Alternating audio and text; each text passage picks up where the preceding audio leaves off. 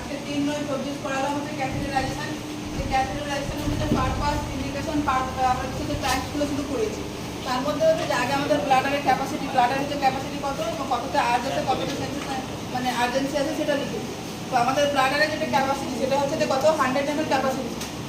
এখানে হচ্ছে যে যখনই আমাদের হচ্ছে 150 থেকে 200 150 থেকে 200 এবার যখন হচ্ছে ইউরিন হচ্ছে যে ব্লাডারের মধ্যে যখন আসছে তখন হচ্ছে যে কি হচ্ছে আর্জ আসছে। আর্জটা কি হচ্ছে যে একটা ফিলিং সেন্সেশন, যে পাস ইউরিনটাকে একটু পাস করতে হবে সেটা একটা হচ্ছে ফিলিং হিসেবে সেন্সেশন আছে। তারপরে হচ্ছে যে যখন হচ্ছে 500 থেকে 600 ml আসছে তখন কি হচ্ছে আর্জেন্সি, মানে ইউরিন পাস করতে হবে, স্ট্রং ফিলিংস আছে সেখানে, ইউরিনটা কি করতে হবে পাস করতেই হবে। এবং ক্যাথেড্রালাইজেশন কি হতো একটা হচ্ছে এটা হচ্ছে প্রসেস হয়ে কি করছে যে ক্যাথেটার আর ইন্ট্রোডিউস ইনটু হচ্ছে যে urinary bladder.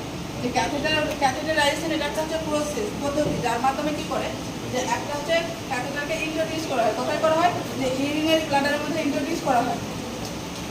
Drainage of the urine, ইউরিনটাকে পার করার জন্য হচ্ছে যে ঠিক করা হয়। তো পারপাসগুলো কি এখানে হচ্ছে ইনটেক আউটপুট হচ্ছে চার্ট মনিটর করার জন্য করা হয়। ইনটেক মানে হচ্ছে কতটা খেলো জল, কতটা হচ্ছে যে আউটপুট মানে কতটা বেরিয়ে এলো সেটা মেনটেনের ক্ষেত্রে করা হয়। বা ইউরিনারি ইলিমিনেশন যখন হচ্ছে যে কোনো কারণে হচ্ছে দেখা হয় ইউপিআই বা কোনো কারণে ইউরিন যখন পাস হচ্ছে না তখন হচ্ছে কী করা হয় যে ইউরিনটাকে এলিমিনেট করার জন্য হচ্ছে যে এক্সপেক্ট আউট করার জন্য কী করা হয় বা স্যাম্পল